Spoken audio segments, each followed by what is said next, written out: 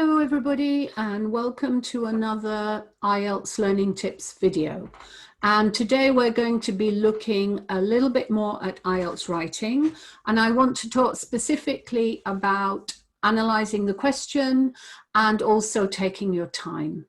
So if you're new to these videos, my name's Bernie Wall. I'm an IELTS trainer specialising in bands 7 and 8, and I've been teaching IELTS for a very long time, over 20 years, and I was for a short time an examiner too. And in this video, I want to look in a little bit of detail at how to deal with the questions. Now, if you want any more of videos or information from me, then you can sign up on my website, IELTSlearningtips.com, and there's a link at the bottom of the video. Or you can join me in my Facebook group, which is IELTS Band 7 and 8 Success Tips and Strategies. And again, there should be a link at the end of this video for you to follow. So reading is something that I get a lot of questions about. And one thing I find that happens with a lot of students regarding reading is they're just rushing too much and not taking time. And so I want to talk to you about the importance of being systematic and taking your time and building up your skill in this video today. So as usual, I prepared a little slideshow that we'll look at with some information that I hope you can see there. So this is really about focusing on the question. And when I work with students on reading, then we do actually look very carefully and spend a lot of time on the questions. And I've called it every word counts because I do believe that's true in the question. So when I first meet students, quite often this is the way that they approach the reading. And perhaps a lot of you do this, just checking through the passage, having a look at maybe the topic, maybe the kind of vocabulary, whatever it is. I know a lot of students like to underline things they see, names or numbers, these kinds of things, and start underlining them. And quite often, they then go to the questions, look at them very quickly, and then rush back to the passage and start hunting around randomly for the answer to the question. They've probably picked up one or two keywords and they're looking for these keywords. Another thing I find is that whenever students find a keyword, they only read the part of the question, the part of the sentence after the keyword. And very often, the answer to the question will be in the part before the keyword. So it's really important to read the whole sentence. And there are lots of problems with this approach. It's too random initially, but there are other issues with it as well. It's not systematic. Why are you skimming the passage? You don't know what the questions are going to be. You've no idea where the questions are going to be located. So this, to my mind, is just a complete waste of time. And you don't have a lot of time, and you don't want to be wasting the time. If you underline a lot of words, then it will just be very confusing. If I look at a passage with lots and lots of words and phrases and things underlined, it makes it very difficult to read. The same is true if you're doing the computer test and you highlight lots of things. It becomes very difficult to read. So when I'm doing reading, I never underline anything in the passage. If you're scanning around looking for a single word, like a headless chicken, it wastes a lot of time because it's going to take you a long time if you have no sort of system to work to. And actually, if you do the reading well, and if you take a systematic approach, you'll find that there is plenty of time. I know you may not believe that, and a lot of students don't believe it, but actually there is. If it were not possible to do 3 passages in 1 hour, the examiners would not ask you to do it. So it is quite possible, and what's stopping you from doing it is not the time, but your approach. So if you adopt the right technique, which is by focusing on the question, because this is what will help you to find the answer, and actually doing more with the question, then I think you'll find that the reading is not so difficult, and also you'll be able to do it quite easily in the time. Okay, so how do we do this? First of all, look at all the words. The questions are quite short, so you can really analyze it well. So read it carefully. Really understand what it's asking you. Don't overlook small words. I mean words like only, or just, or many, or more. Every word is there for a reason.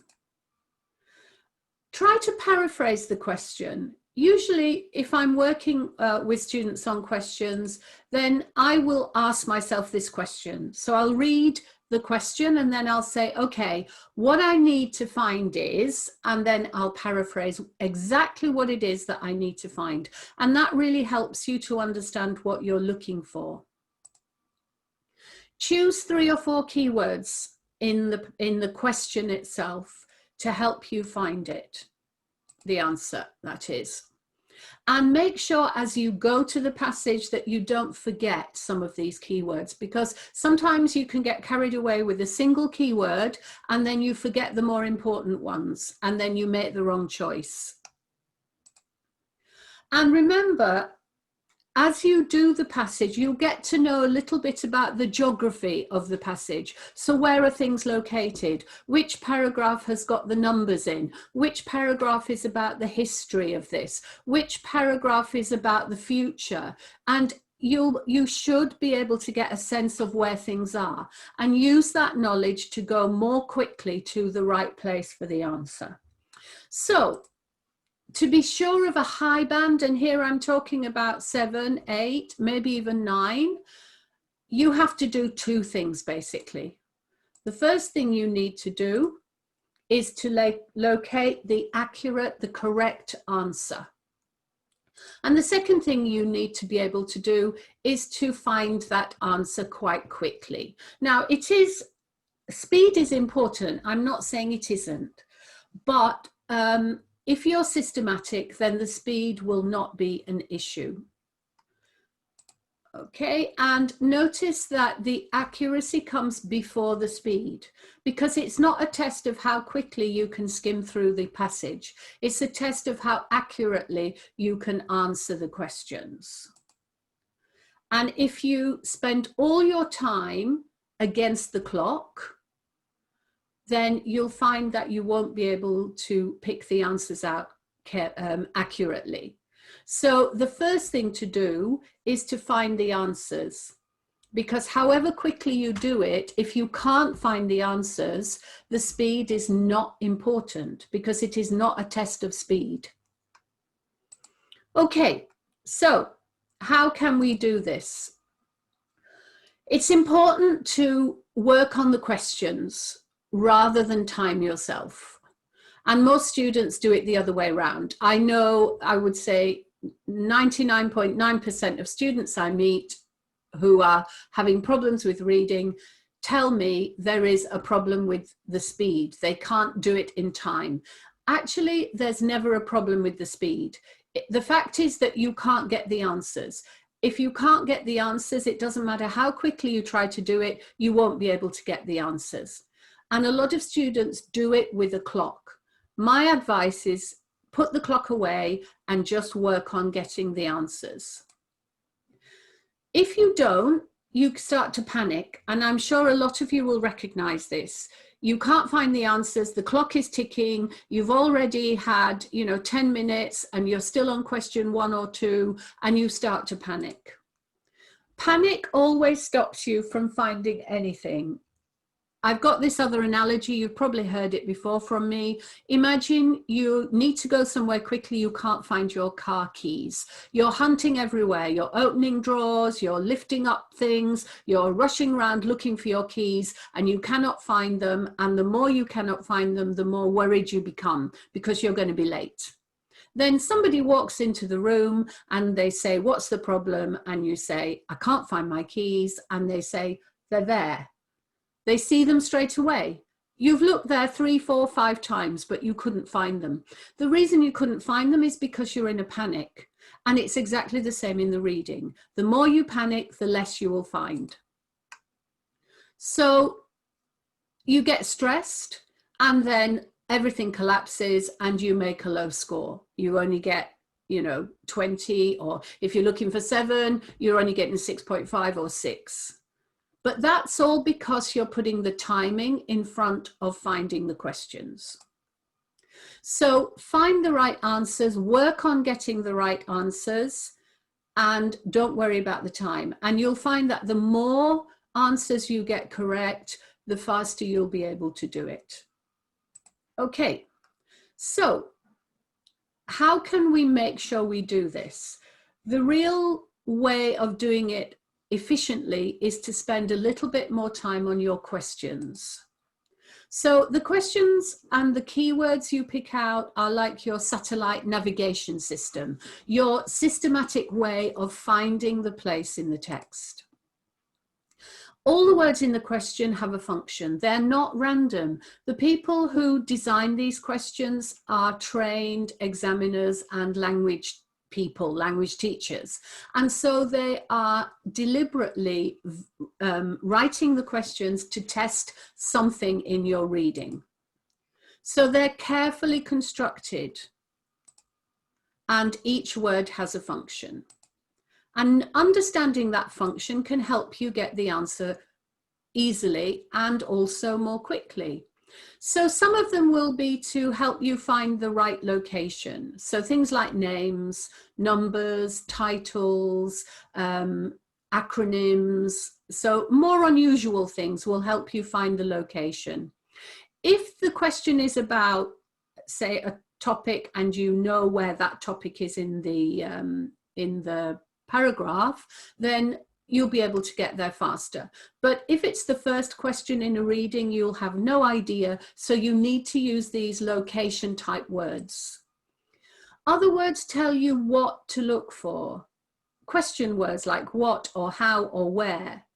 If you're doing a paragraph matching, it might say a reason or an example or a description. These words you might not consider important, but they really do help you to make sure you've got the right information. And others give you extra information that could be vital in choosing the right answer. So was it in the past? Or is it today compared with something else? Or is it in the future? Sometimes in a topic, you may find paragraphs on the future of this thing or the past of this thing. And that's important to know. Okay.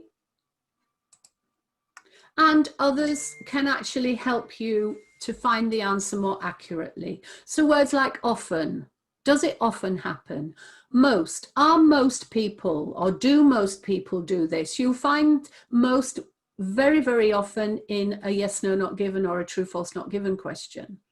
A few, the same. Only. These words can really help you decide on the correct answer. So don't ignore them. Okay. I often ask myself when I'm doing a reading in the question, why have they put that word there? Because I want to find out why that word is in the question. Because if it's there, then I'm sure that it will help me to find the answer. 9 times out of 10, there is a reason for putting that word in the question. And that will often help me to choose, especially in a multiple choice or in a yes, no, not given, true, false, not given. Some of these more unusual words, not unusual, but words that seem a little random or words that you might overlook are the exact words that will help you to get the right choice. And this kind of practice is what will get you to the high bands, 7, 8, and maybe if you do enough practice on it and you're very aware and systematic, then you might even get 9, and it happens. Every word counts. Okay, so the next time you do reading, please take a lot of notice of the question, paraphrase it, look at all the words, ask yourself why is that word there, and then see if that helps you to get a more accurate answer. And obviously the more accurate your answers, the higher the score, and then with practice you'll be able to do it very, very quickly. Okay, that's all I wanted to share today. I hope that's useful. Certainly, I can promise you that these techniques really do work. And most of my students will score 8, 8.5, and some of them score 9 in the reading part of the exam.